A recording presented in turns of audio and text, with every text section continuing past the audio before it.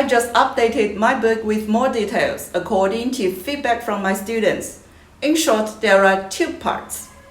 Part 1 is to give clearer translations for some words. For example, 上课 in the first version I said is to attend class, and now I said is to attend class, have lessons, offer lessons, or start lessons. In part 2, I offer you the page links to the exercises and answers. If you bought the ebook, please turn on the auto update button on the Kindle app and you'll get the latest version in 72 hours. For students who bought the paperback, please scan this code on the last page of this book and you'll get access to the page with the latest modification.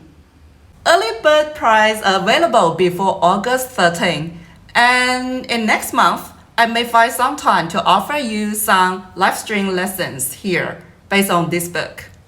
See you then!